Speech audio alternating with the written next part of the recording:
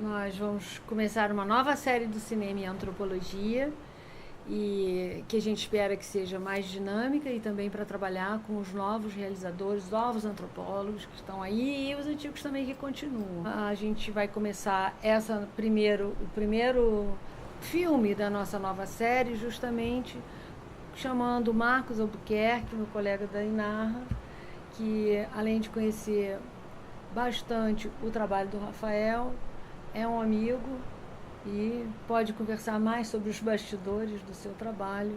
E será um prazer, então, ter o Marcos agora entrando na série Cinema e Antropologia e para entrevistar o Rafael, que já foi entrevistado na primeira série, com Morada das Águas, né? Então, está chegando agora com um novo trabalho que o Marcos vai apresentar para a gente e a gente agradece o Rafael. Muito obrigada.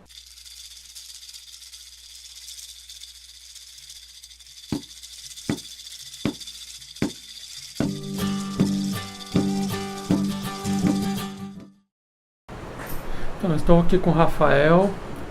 A gente vai fazer um bate-papo sobre o filme dele premiado no Prêmio PRVG 2012 e no Festival de Filme Etnográfico Theo Brandão de 2011, que é Os Seres da Mata e Sua Vida como Pessoas. Então, Rafael, como é que surgiu a ideia de fazer o filme? Bom, em primeiro lugar, assim, foi um filme que não era um projeto meu, era uma demanda que surgiu. Em 2010, a gente participou de um edital da Prefeitura de Porto Alegre, da Secretaria de Direitos Humanos, e era uma proposta, um projeto já de mais tempo que a Prefeitura tinha com grupos indígenas na cidade. E esse projeto tinha uma ideia de investir no artesanato, na cultura material, na arte indígena, né? Como uma estratégia política de inserir a presença indígena na cidade. Então foi feito um edital para produzir um filme, no caso com os Guarani, e também com os Caingangue. Ambos têm várias aldeias na cidade de Porto Alegre. E ao mesmo tempo a estratégia era formar também exposições em museus da cidade, também afirmar muito a presença desses grupos indígenas nos mercados de arte da cidade. Então a primeira coisa que eu daria para dizer é que o filme ele é como a gente diria na antropologia, uma situação de perícia, assim, né? Foi uma chamada para que antropólogos pudessem fazer esse documentário. E no caso, principalmente com os Guarani, né, ele acaba sendo um filme que tem uma circulação bem maior do que essa demanda inicial, né? Os Seres da Mata e Sua Vida como Pessoas. Mas é assim que ele surge, como uma proposta de um filme para ser distribuído em escolas indígenas também, instituições culturais, né? E o filme, pela experiência que a gente teve, como ele ficou muito legal mesmo, em termos ele cumpre realmente com o seu objetivo, ele acabou tendo uma repercussão bem mais ampla do que isso, né? Então a gente teve várias reuniões iniciais com as lideranças indígenas que apresentaram as suas sugestões e as suas demandas também do que deveria aparecer no filme, o que não deveria. Então teve um processo muito legal, colaborativo de ajustar esse argumento, esse roteiro do filme a partir dessa primeira situação. Você, depois do filme, ao longo do tempo, você criou uma relação de amizade, de cooperação com o Verá, né? Que era o cacique, então, na época, né? No caso dos Seres da Mata, né, e Sua Vida como Pessoas, então o Verá Potã, que aparece no filme, era o cacique na aldeia do Cantagalo, né, e o Verá já vinha participando de outros projetos culturais, né, ele já tinha produzido um CD com um projeto de cultura imaterial com o IFAM, com uma outra antropóloga, com a Marília Stein. Então ele já era uma pessoa bem conhecida em termos de realmente fazer esse papel de mediação, né, de tradução, e ele atua na equipe de realização do filme, então, tanto como roteirista quanto como tradutor, né? Então toda a parte do filme é todo falado em Biá, né, em Guarani, e algumas partes só em português de introdução assim do tema, né? E toda essa tradução a gente fez junto com o Verá, com o que ele chama de tradução cultural, né? Então foi uma relação muito legal, assim, de realmente de estar presente na aldeia em vários momentos, de também estar em contato com o Verá e de de estar nesse, como ele diz mesmo, nesses dois mundos, né, na cidade e na aldeia. Então ele foi uma pessoa muito importante mesmo e evidentemente ele tem uma agência muito grande no filme, né, porque justamente é um projeto dele, né. Essa câmera aí vai funcionar como um olho e ao mesmo tempo o ouvido de todos que estão atrás dessa câmera, né? Então ela vai ser uma criança que vai estar escutando a fala dos meus avós depois. Eu acho que é isso que é importante para nós. E você até então não tinha trabalhado com povos indígenas, não é? Eu já tinha tido algumas experiências assim de documentário, mais de edição com Caingangue, mas não é uma experiência densa como essa, né? E foi muito importante assim de ter não é um trabalho técnico simplesmente, né? O Luiz Fernando Caldas Fagundes é um cientista social que trabalha na prefeitura. Ele já tinha uma relação bem mais longa com os guaranis, né, e principalmente com o Verá, então também teve um papel importante dele nesse diálogo, né? Mas teve toda uma postura da equipe de aproximação e de submeter as condições de realização do filme ao cotidiano da aldeia, porque o que é central no filme, né, e que é o que mais surpreende nele, que não é um filme sobre artesanato simplesmente, ou sobre técnica material, mas ele propõe uma relação entre as narrativas, né, míticas que os velhos contam, no caso é o Caraí, né, que seria o pajé, no caso, entre os Guarani, né, o Marcolino, que é também o avô do Verá, e a sua avó, a Cunhã Caraí Florentina. Ambos têm, né, um papel importante na comunidade e que não costumam assim, né, ter esse contato com os pesquisadores, né? Então o Verá também faz essa mediação, eles contam as histórias para ele e a gente, claro, está participando, teve toda uma conversa inicial, uma negociação em termos do objetivo desse filme, né? E eles também concordaram com algo que não é muito comum, de fazer circular certas histórias para fora, né, do grupo, né? Então acho que também teve uma agência do filme mesmo de provocar essa situação, né? Porque as pessoas que assistem, às vezes, elas têm a impressão um pouco desinformada de que aqueles eventos são triviais do cotidiano, mas na verdade tem toda uma região de segredo ali, tem toda a cosmologia, a mitologia está inserida naquele trabalho manual ali, sim, né? Então fico imaginando se teve um acordo em que, se você tiver que cortar coisas, em que ponto o nível daquele discurso, daquela conversa, ela teve que ser editada para que coisas não saíssem para fora, assim. Olha, eu acho que esse é o trabalho de tradução mesmo, né, Marcos? Porque, por exemplo, o nome do filme em Guarani, eu não vou saber dizer direito aqui, eu aprendi algumas coisas, né, mas ele significa aqueles que são como nós, falando dos animais, né? Ou seja, os animais são parentes que um dia se transformaram, né, nesse ser, que são os seres da mata, como eles falam também, a partir de um comportamento, né? Então isso envolve toda uma questão da mitologia guarani e outros aspectos, né, dessa relação entre humanos e animais, e que de alguma forma envolve alguns segredos também que não era o tema do filme, né? O filme falava muito mais assim de que a pessoa que faz aquela escultura, ela precisa ouvir as histórias e entender qual é a forma, né, desses bichinhos que eles produzem, né? O filme é sobre as esculturas em madeira, que são pirogravadas com fogo, mas que representam, né, ou que apresentam esses seres, né? Então tem muito essa forma e essa forma de agir que esses seres têm, né?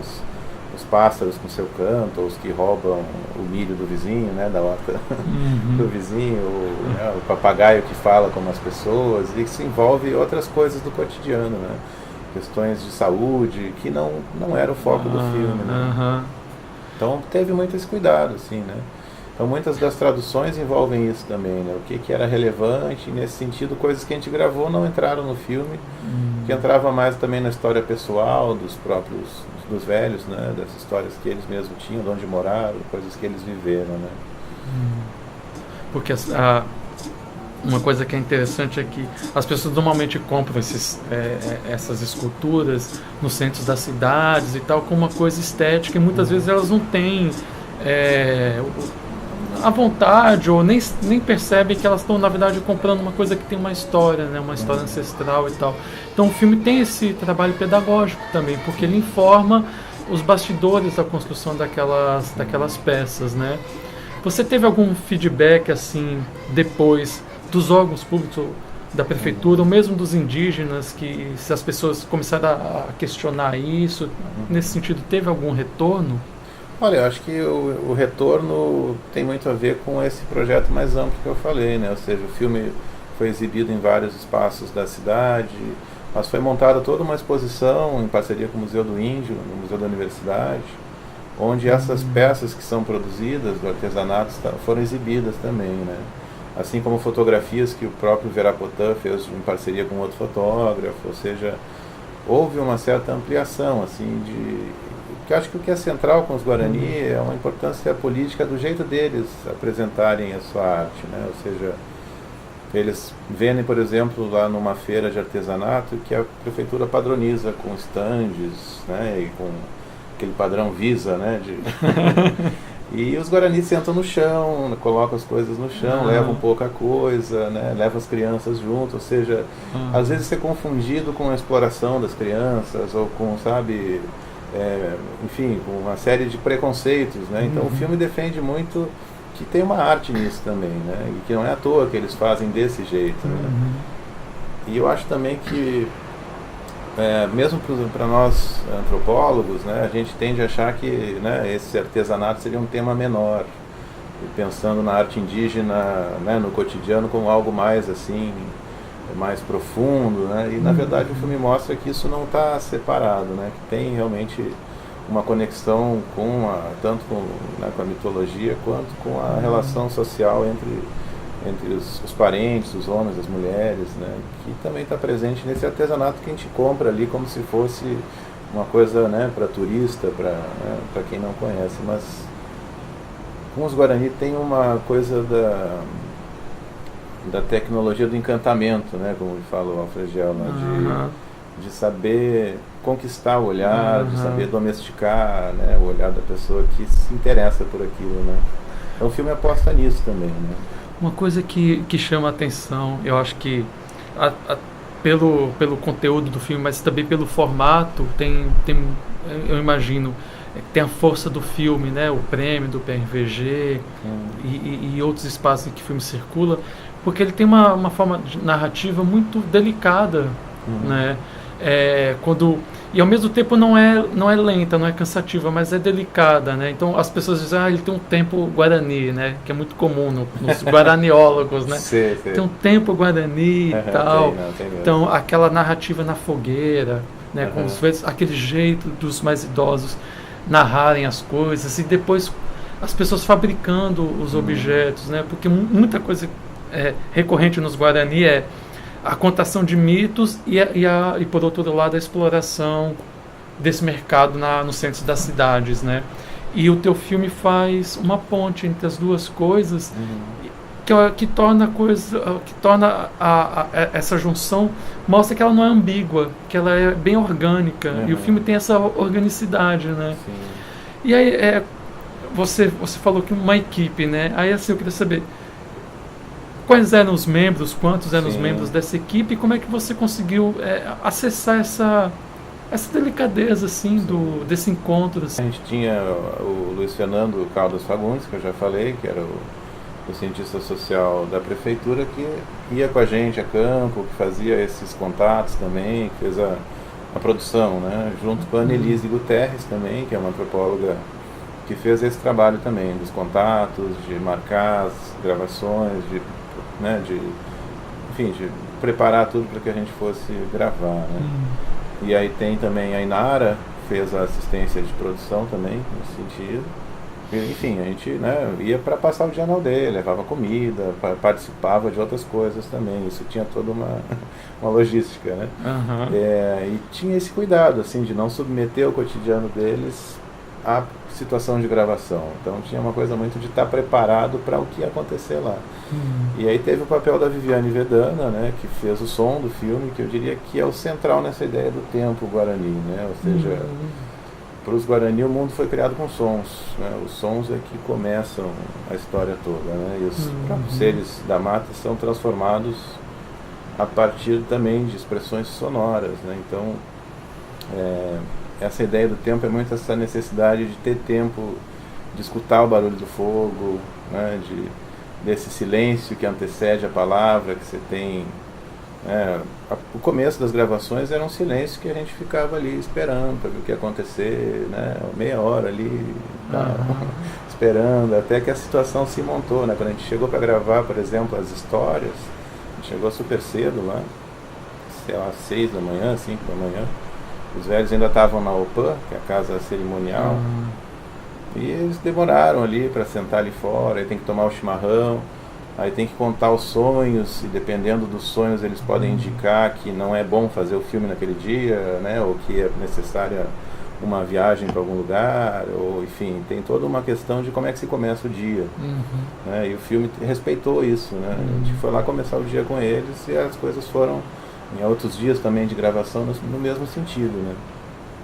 Então esse tempo, ele é muito a proposta do filme, né, de ter pequenas ações de construção dos artesanatos, né, ou dos colares, né, dos bichinhos, mas que também envolve outras coisas, né, como o petanguá, que é o cachimbo que se fuma, está em volta da fogueira, a fumaça, né, até hoje o meu equipamento acho que tem cheiro de fumaça. Né, enfim, é uma coisa da gente se submeter ao tempo deles, a estética que está ali, né, ao invés de dirigir. Né. Tem assim, uma última pergunta, mas talvez mais complicada, né? Tem toda uma linha de pessoas que começam a perceber ou tentar indicar nesse sentido, por exemplo, o trabalho do Ariel Ortega, de que é um cinema tipicamente guarani, que é possível falar com imagens que tem um tempo, que tenha um formato, né? E os filmes esse teu filme, ele tem uma linguagem dessa questão do tempo e desse encontro que me parece um pouco que tem a ver com esse formato, assim. Você percebe isso? Você acha que é possível pensar uma imagem com o tempo guarani nesse sentido, assim? Olha, eu acho que daria para pensar, sim, se a gente seguir, por exemplo, a própria forma dos cantos, né, Guarani tem todo um ritmo já dado, né? A forma de contar as histórias também tem um ritmo mesmo, né? Tem essa necessidade do silêncio, né, da história que vai sendo contada aos poucos, não tem já tem uma estética colocada aí, né? Acho que para os Guarani a questão da beleza, né, dessa leveza, ela é fundamental, assim, isso não é e isso é muito cuidado, assim, não é uma coisa simples, assim, né? Eles ao mesmo tempo têm toda uma produção do corpo, por exemplo, para que se seja leve, ágil, né, sutil, o jeito de falar vai no mesmo sentido, então realmente acho que é possível fazer outro cinema. Quando a gente apresentou esse filme, por exemplo, na mostra do Leme, o Fábio Moura estava lá, ele trabalha com o Guarani Kaiowá, e ele falou, olha, se vocês fizessem um filme sobre as histórias terríveis, né, dos seres que colocam medo nos Guarani na mata, seria outro filme, né? E a gente já começa a ver algumas experiências com isso, com a história do Jepotá, por exemplo, né, de alguém que pode virar uma onça, né? Então é possível que outras narrativas talvez coloquem outros ritmos, né? Não sei. Tem um espaço aberto aí, né? Então convido a todos para assistir o filme e aí depois dar o feedback pra gente aqui. Tá bom. Obrigado, Rafael. Eu que agradeço. Valeu.